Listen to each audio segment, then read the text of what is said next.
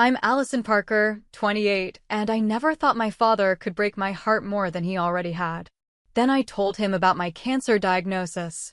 He laughed and said, "Maybe dying will make you interesting for once." I left his house in tears, questioning everything. That night, I made a decision that would change both our lives forever. I canceled the monthly payments that had been supporting his comfortable retirement for years. He never saw it coming. Let me know where you're watching from in the comments below. If my journey of standing up to toxic family while fighting cancer resonates with you, hit that subscribe button to join me as I share how I found my voice when I had nothing left to lose. Growing up with Gerald Parker as a father meant living in an emotional desert. He wasn't physically abusive, but his coldness left scars that no one could see. He was the kind of father who attended school functions out of obligation, sitting stone-faced while other parents beamed with pride.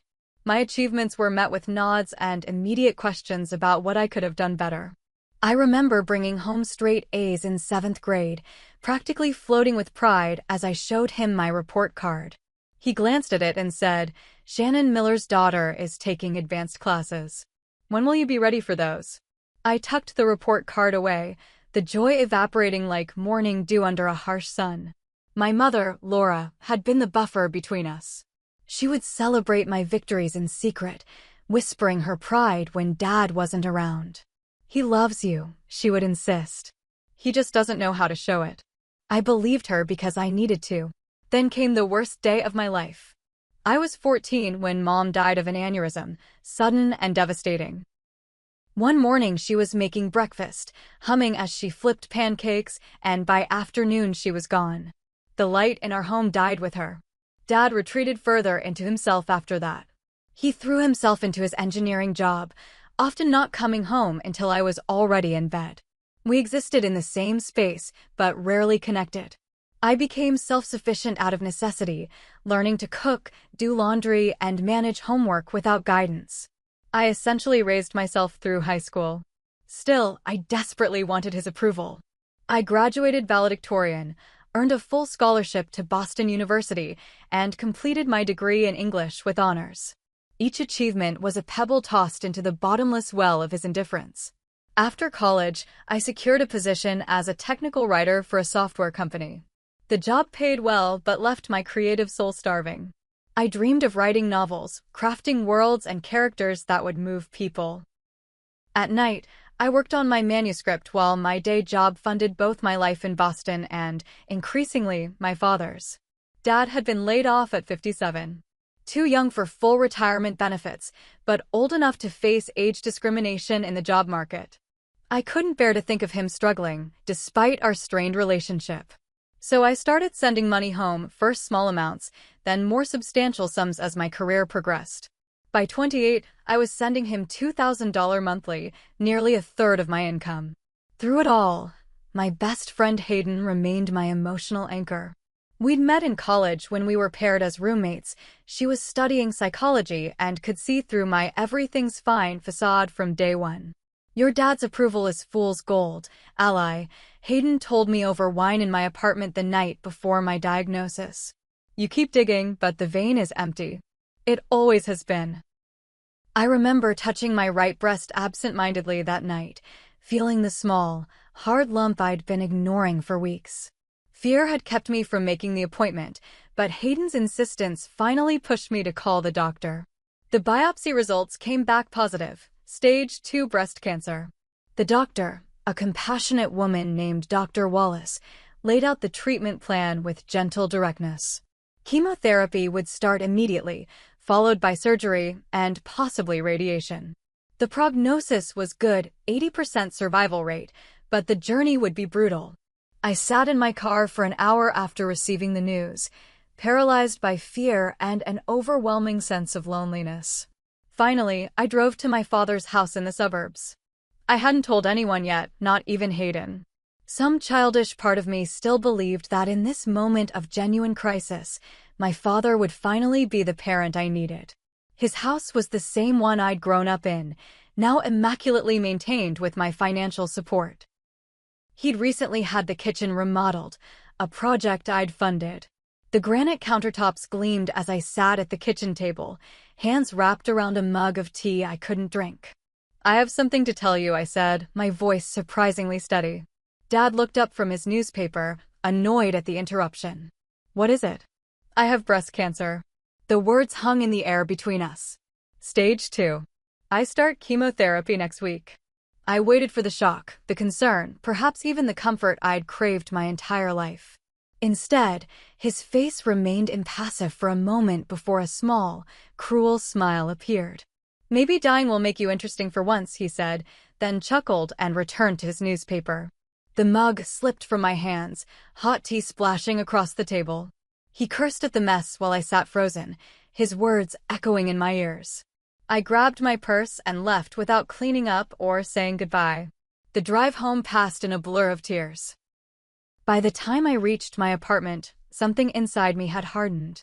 The daughter who had desperately sought her father's approval for 28 years began to die that day, making room for someone stronger to emerge. My apartment felt foreign when I returned that night, as if I'd been gone for years rather than hours. I moved through the familiar space like a ghost, touching surfaces to ground myself in reality. The reality where my father had just mocked my cancer diagnosis. The reality where I might die, and he might not care.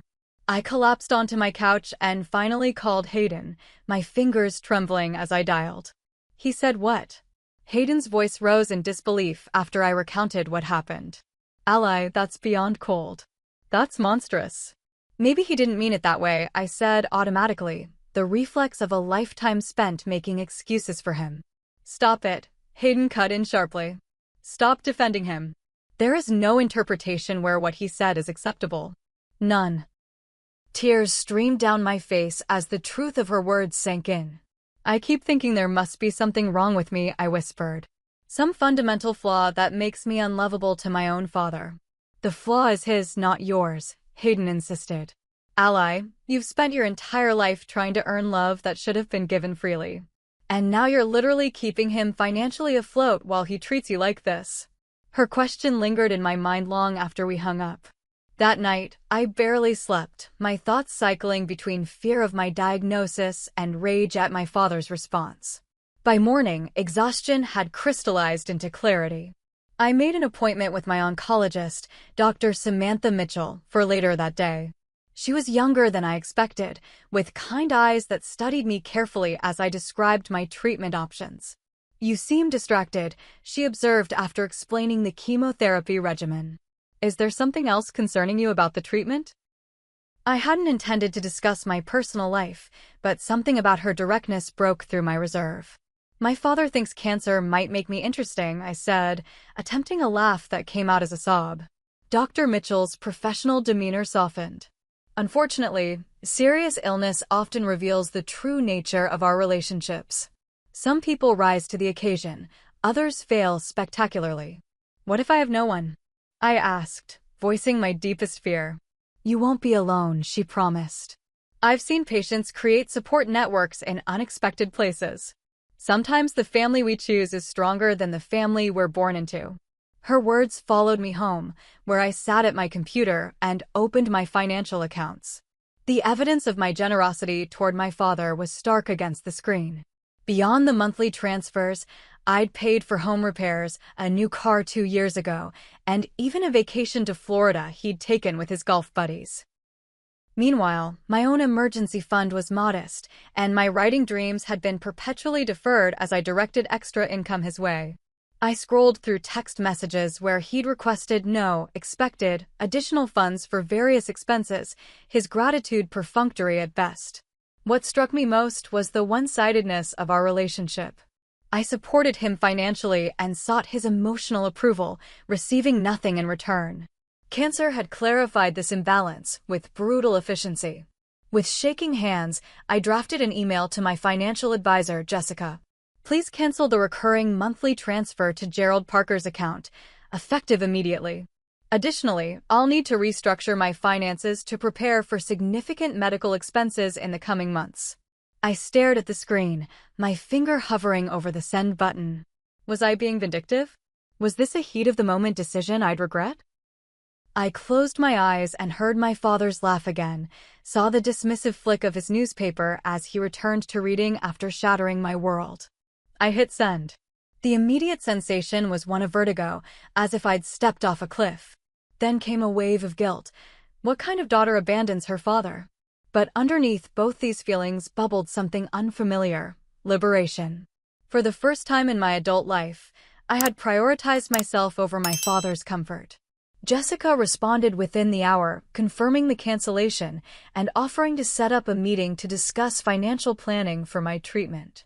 I closed my laptop and took a deep breath, uncertain whether I'd just made the bravest or most foolish decision of my life. The phone call came exactly 4 weeks later, on the 1st of the month.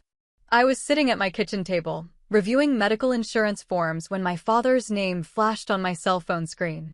My stomach lurched, but I answered with a calm I didn't feel. What the hell is going on? Gerald barked without preamble. The money didn't come through. I took a steadying breath. I've canceled the transfers. You what? His voice rose in disbelief. Is this some kind of joke? No joke, I replied, surprised by my steady tone. I need to focus on my medical expenses now. There was a moment of silence before he exploded. You can't just cut me off. I have bills, responsibilities. What am I supposed to do? The same thing other people do, Dad. Work. Budget. Downsize if necessary. I'm 61 years old. Who's going to hire me at this age? His voice had taken on a panicked edge I'd never heard before. I don't know, I admitted. But that's not my problem anymore. Not your problem, he sputtered. I'm your father. The opening I'd been waiting for had arrived. Yes, you are. And when your daughter told you she had cancer, you laughed and said, maybe dying will make you interesting. Those are the exact words you used. The line went quiet for so long I thought he might have hung up. You're overreacting, he finally said, his voice softer but still defensive. It was just a joke. You've always been too sensitive. A joke about my cancer, I repeated flatly. Do you hear yourself? Look, I'm sorry if I hurt your feelings, but cutting me off financially is an extreme response. What about family loyalty? Loyalty. I laughed bitterly. Where was your loyalty when I needed a father who cared whether I lived or died? That's not fair, he protested. Of course I care if you live or die. You're twisting things. I'm not twisting anything. I'm quoting you directly. My voice shook with emotion. For years, I've supported you financially while you've given me nothing emotionally. That arrangement is over. You ungrateful little, he cut himself off, then switched tactics. I raised you by myself after your mother died. I kept a roof over your head, food on the table. You did the bare minimum legally required of a parent, and now you want a medal for it? I was 14 when Mom died, and you checked out emotionally. I practically raised myself. So this is revenge? Is that it? No, Dad. This is self-preservation. I have cancer. I need my resources, financial and emotional, for myself right now. You'll regret this, he warned, his voice cold. When you come to your senses, don't expect me to forgive so easily. I closed my eyes against a fresh wave of pain. Even now, he couldn't see beyond himself. Goodbye, Dad. I hung up and placed my phone on the table, half expecting it to ring immediately. Instead, an hour of blessed silence passed before the next call came, not from my father, but from his sister, my Aunt Tracy. Allison? What's this about you cutting your father off? Tracy's voice was concerned but measured. She had always been the diplomatic one in the family. Did he tell you why? I asked. He said you had some medical issues and were being irrational because of stress. He's worried about you. I laughed humorlessly. Did he mention that the medical issue is cancer? Or what he said when I told him about it? Cancer? Tracy gasped. No, he didn't say anything about cancer. Allison, what's going on? I told her everything, the diagnosis, my father's response, and my decision to stop supporting him financially. As I spoke, her initial sympathy for her brother audibly shifted. That doesn't sound like Gerald, she said weakly when I finished. It's exactly like him, Aunt Tracy. You just haven't been on the receiving end of it. She was quiet for a moment. I'm so sorry, Allison. About the cancer and about my brother's behavior. What can I do to help? Her genuine concern brought tears to my eyes. Just knowing you believe me helps more than you know. After we hung up, my phone began buzzing with notifications. The family grapevine was clearly active. Cousins I rarely spoke to sent awkward well wishes about my diagnosis. An uncle left a voicemail suggesting I not make hasty financial decisions during this difficult time. My father's best friend texted to remind me that family is forever. The implicit message was clear. I was breaking an unspoken rule by withdrawing support from my father, regardless of his behavior. The expectation was that I would continue to bear his emotional abuse while funding his lifestyle, simply because we shared DNA. By evening, I was emotionally drained but resolute. I silenced my phone and tried to focus on what lay ahead. Tomorrow would be my first chemotherapy session. My father had called again, leaving a message saying he would be there for me during my treatment if I reconsidered my rash decision. The transparent manipulation only strengthened my resolve. I went to bed early, setting my alarm for the chemotherapy appointment I would attend alone. As I drifted toward sleep, I realized I was more afraid of the cancer than I was of facing life without my father's approval. Somehow, that felt like progress. The chemotherapy center was aggressively cheerful, with bright artwork on the walls and nurses whose smiles seemed permanently affixed.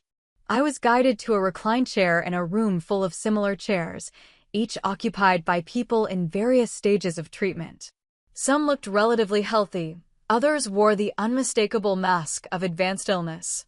I wondered which group I belonged to, or if I existed in some liminal space between wellness and devastation.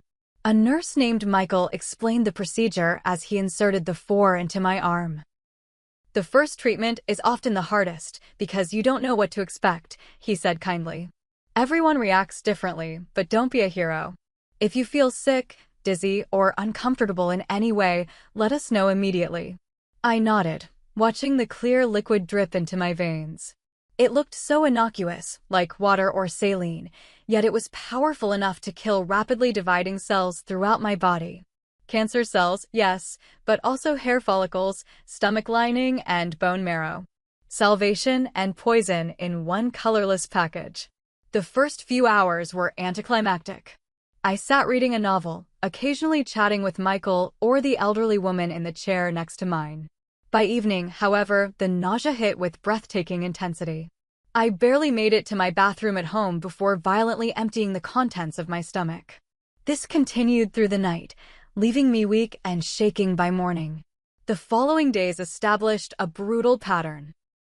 I would feel almost normal for a day or two after treatment, then crash into a valley of fatigue, nausea, and bone-deep pain that made even lifting my head from the pillow an act of supreme will. Working became increasingly difficult. My supervisor at the tech company was understanding, allowing me to work remotely on my good days and take sick leave on the bad ones. But the quality of my writing suffered, and the novel manuscript I'd been nurturing gathered digital dust on my laptop. Dr. Mitchell monitored my progress closely, adjusting medications to help manage side effects. During one particularly difficult appointment, she noticed my deteriorating spirits. "You're going through this alone," she observed. It wasn't a question. I nodded, too tired to elaborate. "Have you considered keeping a journal?" she suggested. Many patients find it therapeutic to document their experience. "I'm a writer," I said with bitter irony. Or I was, before cancer decided to occupy all my creative energy. "Then write about cancer," she said simply. "Write about what it's taking from you, what it's showing you, how it's changing you. Write the truth." The idea took root, though I didn't act on it immediately. I was too busy surviving. 3 weeks into my treatment, my father showed up unannounced at my apartment. I hadn't spoken to him since our phone confrontation, though he'd left several messages vacillating between guilt trips and awkward offers of support. I looked terrible, gaunt, pale, with noticeable thinning hair, and part of me wanted to refuse to open the door. But curiosity won out. "You look awful," were his first words as he entered my living room. "Cancer will do that," I replied flatly. "Why are you here, Dad?" He set a casserole dish on my coffee table. "Your Aunt Tracy made this. She said you might not be eating properly." I glanced at the dish, momentarily touched by Tracy's thoughtfulness, if not by my father's delivery method. Thank her for me, I said, remaining standing despite my fatigue. I didn't want to invite him to sit down. He looked around my apartment, his discomfort evident. So, how bad is it? The cancer. Stage 2. The prognosis is good if the treatment works. He nodded as if confirming a business transaction. And the treatments are expensive, I imagine. And there it was, the real reason for his visit. Not concern for my health, but concern for his financial situation. Yes, they are, I said, offering nothing more. Look, Allison, he began, clearly rehearsed. I know I said something thoughtless when you told me your diagnosis. I was shocked and didn't know how to respond. People say stupid things when they're caught off guard. It was as close to an apology as he'd ever given me, but it rang hollow. You laughed, Dad. You made a joke about me dying. He waved his hand dismissively. You're overreacting. It was a poor choice of words, I admit, but to cut me off financially over one comment seems extreme. It wasn't one comment, I said, my voice rising despite my intention to remain calm. It was a lifetime of comments. A lifetime of emotional neglect capped off by the cruelest thing you could possibly say in that moment. Everyone has complaints about their parents, he countered. You don't see them all cutting financial ties when things get tough. Most parents don't mock their children's cancer diagnosis. He sighed heavily, as if dealing with a difficult child. I think the stress of your condition is making you irrational. When you feel better, you'll see this differently. The condescension in his tone was the final straw. I need you to leave, I said quietly. Allison, be reasonable. Get out. I shouted, then immediately regretted the exertion as a wave of nausea swept over me. He looked shocked, then angry. Fine. Call me when you're ready to act like an adult. He stalked out, slamming the door behind him. I barely made it to the bathroom before throwing up, my body rejecting both the chemotherapy and the toxic interaction with my father. Afterward, I lay on the cool tile floor, too weak to move, tears streaming down my face. That night brought a new milestone in my cancer journey.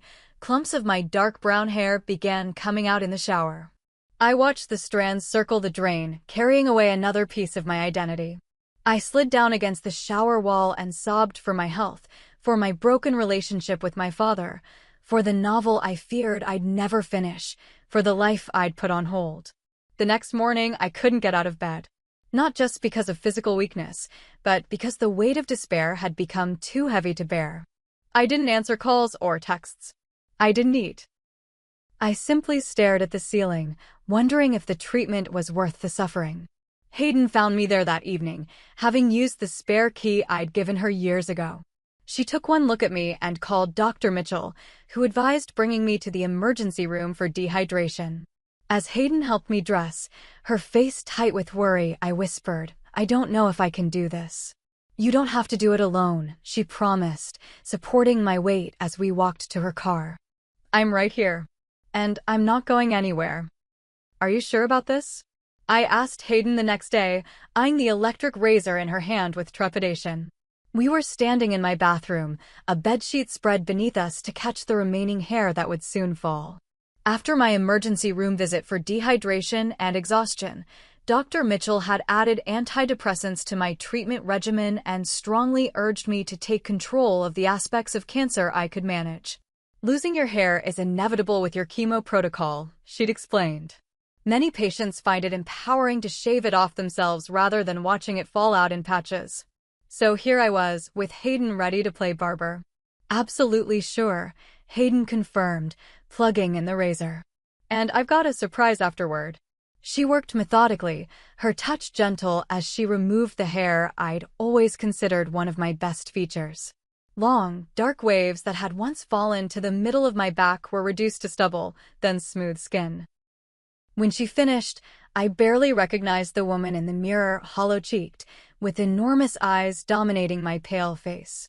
I look like an alien, I whispered. You look like a warrior, Hayden corrected, then pulled out her phone. Now for the surprise. We're doing a photo shoot. For the next hour, she directed me through a series of poses, some serious, some silly, some downright defiant. She'd brought scarves and hats and temporary tattoos that we applied to my bare scalp. By the end, we were both laughing, and I felt a strange new confidence emerging. These photos documented the most vulnerable period of my life, yet they also captured an undeniable strength I hadn't known I possessed. "These are amazing," I said as we scrolled through the images. "I actually look powerful." "Because you are," Hayden insisted. "Now, there's one more thing we need to discuss." She handed me a flyer for a cancer support group that met weekly at the hospital. Dr. Mitchell recommended it specifically. She thinks you need more support than just me. I balked at the idea of sharing my experience with strangers. "I'm not really a group therapy person." "Just try one session," Hayden pleaded. "For me. If it's terrible, I'll never mention it again." Reluctantly, I agreed. The following Tuesday found me sitting awkwardly in a circle of chairs in the hospital's community room, a scarf wrapped around my bare head. The group was smaller than I expected, just 8 people of varying ages, all in different stages of cancer treatment. The facilitator, a social worker named Kevin, had survived lymphoma himself 5 years earlier. "We'll start with introductions," Kevin said warmly. "Share whatever you're comfortable with." One by one, the participants spoke. There was Maria, a 67-year-old grandmother with pancreatic cancer; Justin, a college student battling a recurrence of leukemia; Daphne, a kindergarten teacher with ovarian cancer, and others whose stories blended together as my anxiety mounted. When my turn came, I gave the bare minimum. "I'm Allison. Breast cancer stage 2. Recently diagnosed." Kevin nodded encouragingly. "And what brings you here today, Allison?" I hesitated, then decided on honesty. "My friend made me come. She thinks I need more support than just her." A few knowing chuckles rippled through the group. The last person to introduce himself was a man about my age named Brandon. He had a scarf covering his head like mine, bright blue eyes, and an easy smile that belied the seriousness of his condition. "I'm Brandon, 32, stage 3 lymphoma. I'm a journalist, or was, before cancer decided to rewrite my story." His self-deprecating humor immediately put me at ease. Like Allison, I was dragged here against my will. My sister was convinced I needed to connect with fellow warriors, as she puts it. That was 6 months ago, and now I'm the one dragging new members in. After introductions, Kevin guided the discussion toward the week's theme: how cancer affects relationships. I listened as others shared stories of supportive partners, distant friends, and coworkers who didn't know what to say. When Brandon spoke about his girlfriend leaving shortly after his diagnosis, his pain felt familiar. "She said she couldn't handle the uncertainty," he explained. "Which I get, in theory. But in practice, it felt like being abandoned when I needed support most." Without planning to, I found myself speaking. My father laughed when I told him my diagnosis. The group went silent. He said maybe dying would make me interesting for once. The collective intake of breath was audible. "That's messed up," Justin said flatly. "What did you do?" Maria asked, her grandmotherly face concerned. "I cut him off financially," I admitted. "I've been supporting him for years, and I just stopped." I expected judgment, but received nods of understanding instead. "Cancer has a way of clarifying our priorities," Brandon said. "It shows us who's really in our corner." By the end of the session, I felt a connection with these strangers that I couldn't have anticipated. They understood aspects of my experience that even Hayden, with all her compassion, couldn't fully grasp. I promised to return the following week. True to his word, Brandon approached me afterward. "First sessions are the hardest," he said. "It gets easier." "Does any of this get easier?" I asked, gesturing vaguely to encompass cancer, treatment, life. "Not easier," he reflected, "but different. You develop new tools, new perspectives." He hesitated. "Look, a bunch of us grab coffee after group sometimes. Would you like to join?" That coffee session led to an unexpected friendship. Brandon had been a features writer for the Boston Globe before his diagnosis forced him to take medical leave. His perspective on illness as a narrative, complete with conflict, character development, and potential resolutions, resonated with my writer's sensibility. "You should be writing about this," he said during our third post-group coffee. Your experience is powerful, especially the family dynamic. People need to hear stories like yours. Who would want to read about my dysfunctional relationship with my father? Anyone who's ever felt betrayed by someone who should have loved them, he said simply. Which is a lot of people. Inspired by both Brandon and Dr. Mitchell's earlier suggestion, I began journaling my cancer experience. At first, the entries were private, raw outpourings of fear, anger, and grief. But gradually, I began crafting more structured pieces about specific aspects of my journey: the moment of diagnosis, my father's reaction, the first chemotherapy session, the head-shaving ritual with Hayden. I shared these writings with my support group, reading them aloud during our sharing time.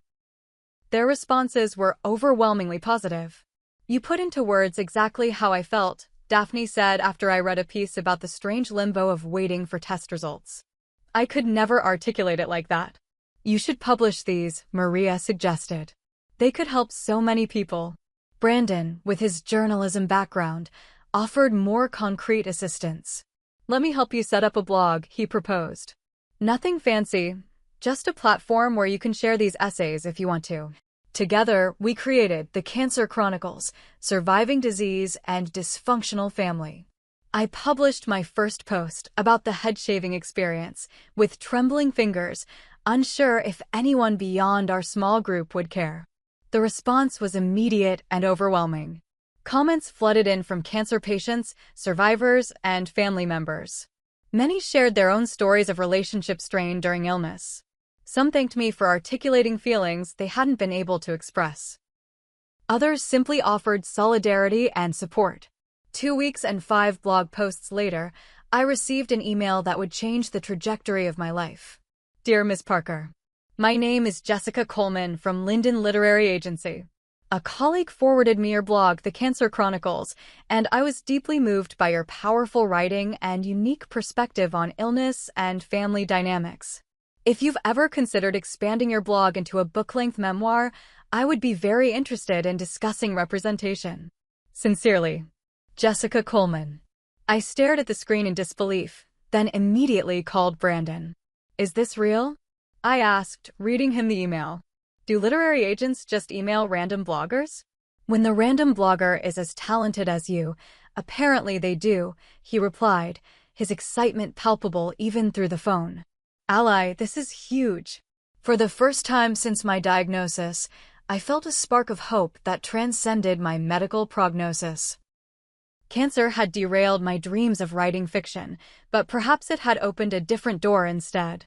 Jessica Coleman's office was located in a converted brownstone in Cambridge, the kind of place that exuded literary credibility with its floor-to-ceiling bookshelves and framed book covers from successful clients. I'd chosen to wear a teal silk scarf around my head for the meeting, matching it with the most professional outfit I could still fit into comfortably. The chemotherapy had caused me to lose weight, and most of my clothes now hung loosely on my frame. "Your writing is exceptional," Jessica said after we'd exchanged pleasantries. She was younger than I'd expected, perhaps in her early 40s, with a direct manner that I appreciated. Raw, honest, but also thoughtfully crafted. "That's a rare combination, especially in trauma narratives." "Thank you," I said, still not entirely believing I was having this conversation. "It started as therapy, really." "The best memoirs often do," she nodded. "They begin as healing for the writer and become healing for the readers. That's what I see happening with your blog already." She laid out her vision for the book, a memoir that would interweave my cancer journey with the exploration of my relationship with my father, culminating in the reclamation of my own narrative. "Publishers are looking for memoirs with a clear arc of transformation," she explained. "Your story has that in spades. You're not just fighting cancer. You're fighting for your sense of self-worth and autonomy." By the end of our meeting, I had signed with Linden Literary Agency. Jessica would help me develop a book proposal to send to publishers, expanding my blog posts into a cohesive manuscript. I floated out of her office, dizzy with possibility. Brandon was waiting at a nearby cafe, eager to hear how the meeting had gone. His cancer treatment had been progressing alongside mine, though his more advanced stage required a more aggressive approach. Despite this, he'd become my most consistent supporter outside of Hayden. I have an agent, I announced, sliding into the chair across from him. An actual literary agent who thinks people would want to read my story. Of course they would, he said, his smile genuine despite the fatigue evident in his eyes. You're living through the hero's journey in real time. People connect with that. Over the following weeks, I divided my limited energy between cancer treatment, working on the book proposal with Jessica, and maintaining my blog. Brandon often joined me at coffee shops when both of us felt well enough, his journalistic experience proving invaluable as I structured my narrative. We'd work for as long as our strength allowed, sometimes talking for hours, sometimes sitting in comfortable silence. Our relationship evolved naturally from support group acquaintances to friends to something more complex. Neither of us labeled it, aware that our medical situations made everything tentative. But his presence became a comfort I increasingly relied on, and I suspected the feeling was mutual. Then came the setback. 3 months into my treatment, Dr. Mitchell called me into her office, her expression more serious than usual.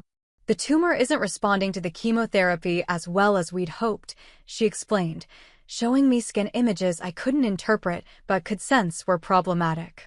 It's reduced in size, but not significantly enough. What does that mean? I asked, Brandon's hand finding mine as we sat across from her desk. He'd come with me to the appointment, something we'd started doing for each other when possible. It means we need to adjust our approach, she said. I'm recommending a more aggressive chemotherapy combination and moving up the timeline for surgery. The intensified treatment hit me like a freight train. The nausea became nearly constant, and fatigue, so profound I could barely lift my head from the pillow on bad days. Brandon and Hayden created a schedule between them, ensuring I was never alone for too long. They took turns driving me to appointments, stocking my refrigerator, and simply sitting with me when that was all I could manage. Despite my physical deterioration, work on the book proposal continued. Jessica had secured interest from several publishers who were excited by the sample chapters I'd provided. On my better days, I wrote from bed, my laptop balanced on a pillow, capturing the intensified struggle in real time. Use it, Brandon encouraged when I worried that my worsening condition would derail the project. Write about this part too. The setbacks are as important as the triumphs in your story. One afternoon, as I dozed on the couch while Brandon worked nearby, a knock at the door startled us both. He answered it, and I heard my Aunt Tracy's voice in the entryway. I hope I'm not interrupting, she said as Brandon showed her in. I tried calling first, but it went to voicemail. I struggled to sit up, embarrassed by my appearance and the state of my apartment. Aunt Tracy, this is a surprise. She took in my frail form, her eyes widening slightly before she composed herself. I brought some homemade soup, she said, holding up a container. And information. Brandon excused himself to give us privacy, promising to return later. Once he'd left, Tracy sat beside me on the couch. Your father is telling everyone you abandoned him during a financial crisis, she said without preamble. He's conveniently leaving out the cancer part, or his response to it. I sighed, too tired for fresh anger. That sounds like him. I've been setting the record straight when I can, she continued. But that's not why I came. I wanted to see for myself how you're doing, and to tell you I think you did the right thing. You do. I hadn't expected validation, especially from family. Gerald has always been self-centered, even as a child. Your mother balanced him out, kept his worst tendencies in check. After she died. She shook her head sadly. I should have done more to help you then. I'm sorry I didn't. You had your own family to worry about, I said, absolving her of guilt she didn't deserve. Still, I knew who my brother was. I should have checked on you more. She reached for my hand. But I'm here now if you'll let me help. Her support arrived at a critical juncture, as I was beginning to doubt my ability to continue fighting on all fronts. Having a family member, especially one from my father's side, validate my experience gave me renewed strength. That strength was tested to its limits when Jessica called with extraordinary news. Multiple publishers were interested in my memoir, triggering an auction that drove the advance offer well into 6 figures. The winning publisher, Beacon Press, wanted the completed manuscript in 8 months. It's an ambitious timeline, Jessica admitted. especially given your health situation. We can try to negotiate for more time if needed. No, I said firmly. I can do this. What I didn't say was that the deadline gave me something concrete to live for, a reason to endure the brutal treatments. The contract was signed the same week Dr. Mitchell informed me that surgery could no longer be delayed. The tumor had finally responded to the intensified chemotherapy, shrinking enough to make a lumpectomy with sentinel lymph node biopsy the recommended next step. After surgery, we'll know more about whether radiation will be necessary, she explained. The pathology report will tell us if the cancer has spread to your lymph nodes. As I signed the surgical consent forms, I felt a strange doubling of my life, one half fighting for physical survival, the other half creating something that would outlive me if the fight was lost. The book contract felt like insurance that my voice would be heard regardless of the medical outcome. The night before surgery, Brandon came to stay at my apartment. We'd grown increasingly close during our parallel cancer journeys, though both of us had been cautious about defining our relationship. Too much uncertainty clouded our futures to make promises neither of us knew we could keep. "Are you nervous?" he asked as we sat on my small balcony, watching the sun set over Boston. Terrified, I admitted. Not just about the surgery itself, but what they might find. He nodded, understanding the weight of that uncertainty. "Whatever they find, we'll deal with it." I asked, meeting his gaze. He took my hand, his thumb tracing gentle circles on my skin. "Yes, we." "If you want there to be a we." "I do," I whispered. "But it's not fair to you. My future is so uncertain right now." "Everyone's future is uncertain," he countered. "My cancer's more advanced than yours.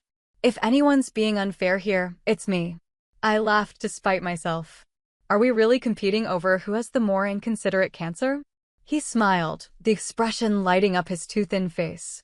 "I just know that however much time we have, whether it's months or decades, I want to spend it with you."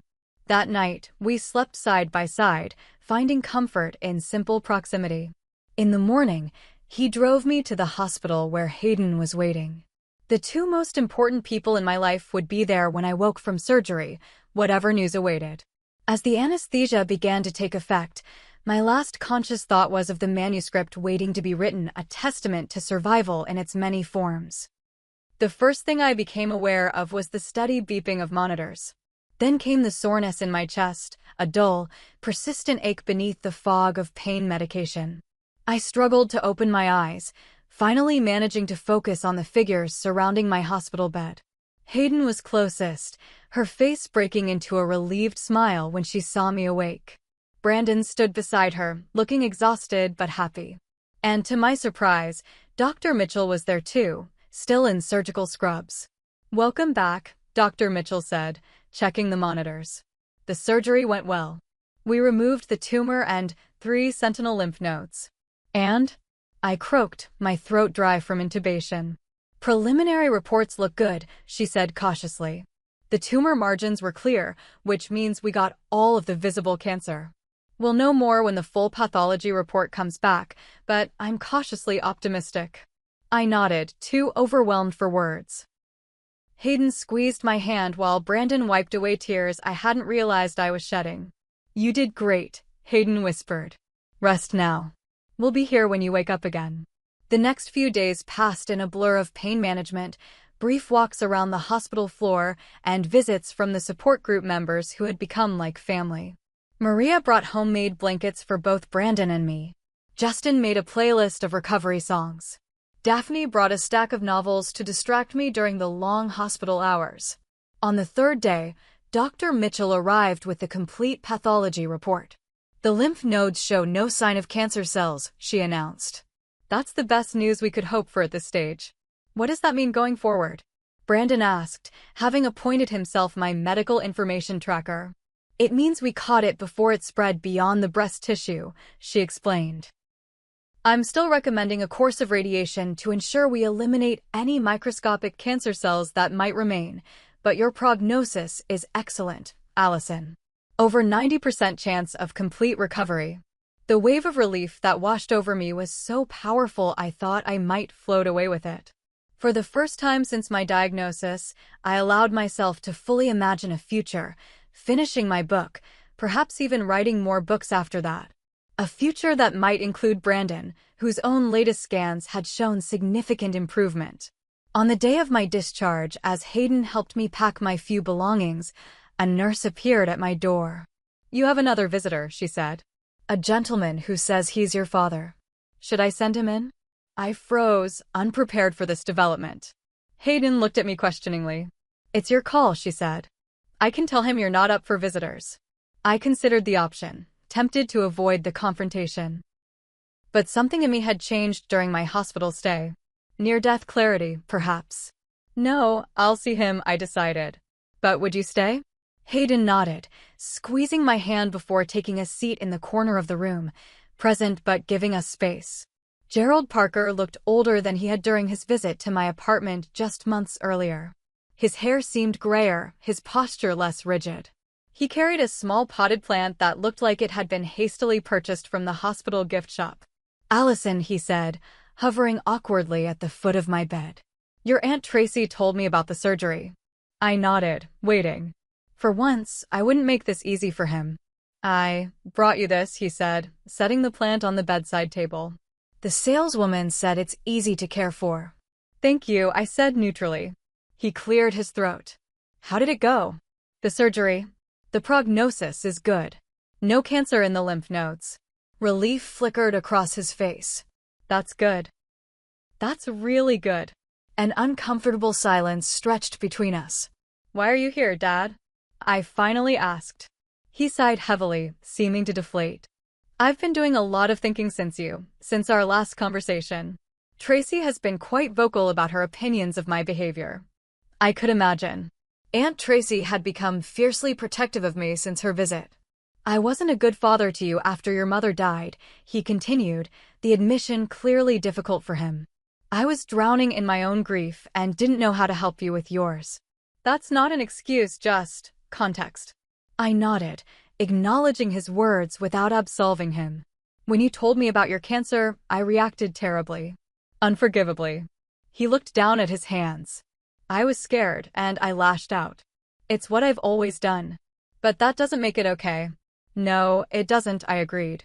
"I don't expect you to forgive me or to start supporting me again," he said. "I just wanted you to know that I am sorry, truly sorry, for what I said and for not being the father you deserved." It wasn't a perfect apology. It didn't erase decades of emotional neglect or the cruel words he'd spoken at my most vulnerable moment. But it was perhaps the most honest conversation we'd ever had. "I appreciate you saying that," I said carefully. "I can't promise anything right now, but maybe we can start with occasional phone calls and see where it goes." He nodded, accepting these limited terms with unexpected grace. "I'd like that." After he left, Hayden moved to my side. "Are you okay?" Surprisingly, yes, I realized. For the first time, I don't feel responsible for his feelings. Whatever relationship we have going forward will be on my terms, not his. 6 months later, I stood in a bookstore in downtown Boston, staring at a display featuring my newly published memoir, Maybe Dying Will Make You Interesting. A Cancer Survivor's Guide to Finding Your Voice. The cover featured one of the photos Hayden had taken the day we shaved my head, me with a defiant smile, scarf askew to reveal my bare scalp. The journey to this moment had been arduous. Radiation therapy had followed my surgery, leaving me fatigued but cancer-free according to all subsequent scans.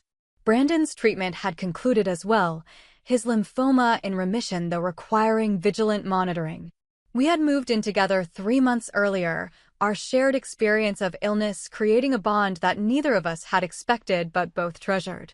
My relationship with my father had evolved into something new, not the close-knit bond I'd once desperately sought, but a cautious, honest connection with clear boundaries. We spoke weekly, our conversations gradually becoming less strained. He had found part-time work as a consultant and had downsized to a smaller condo, steps toward financial independence that I quietly applauded.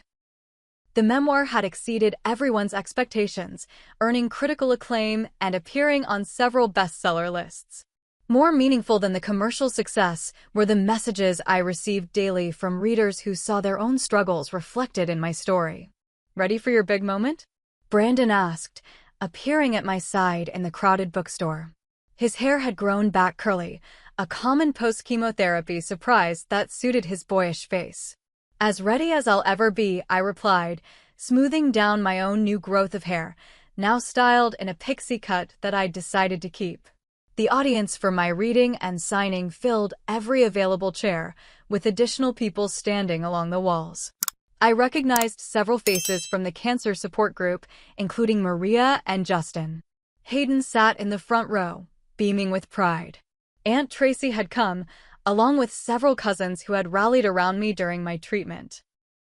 And in the back, standing awkwardly but undeniably present, was my father. As I read selected passages from my memoir, I marveled at the strange alchemy of tragedy and transformation. My father's cruel comment about dying making me interesting had, in a twisted way, come true, though not as he had intended. Cancer had stripped away my people-pleasing facade and forced me to find my authentic voice. It had clarified which relationships deserved my energy and which did not. It had connected me with my chosen family and helped me establish healthier boundaries with my biological one. The irony wasn't lost on me that my father's worst moment had ultimately led to my greatest growth. Not because his cruelty was justified, but because it had finally freed me from the exhausting pursuit of his approval. After the reading, as I signed books and chatted with readers, I caught sight of my father hanging back, watching. When our eyes met, he gave a small nod that contained both acknowledgement and respect, something I'd sought my entire life, but had finally stopped needing to be whole. "Your story gave me courage to stand up to my own toxic family," one reader told me as I signed her copy. "I never thought I could set boundaries until I read about your journey." "We're all stronger than we know," I told her, believing it with my whole heart. "Sometimes it takes losing everything to discover what we're truly made of." Later that night, surrounded by Brandon, Hayden, and friends from the support group, I celebrated not just the book launch, but the anniversary of my final cancer treatment. As we raised our glasses in toast, I reflected on how my father's cutting remark had indeed made me interesting, not because I was dying, but because I had chosen to live on my own terms. What painful relationships have you had to set boundaries with in your life? Has a health crisis ever clarified your priorities? I'd love to hear your stories in the comments below. If my journey resonated with you, please hit that subscribe button and share this video with someone who might need to hear that it's never too late to reclaim your narrative. Thank you for joining me today, and remember, sometimes our greatest strength emerges from our deepest wounds. Until next time, take care of yourselves and each other.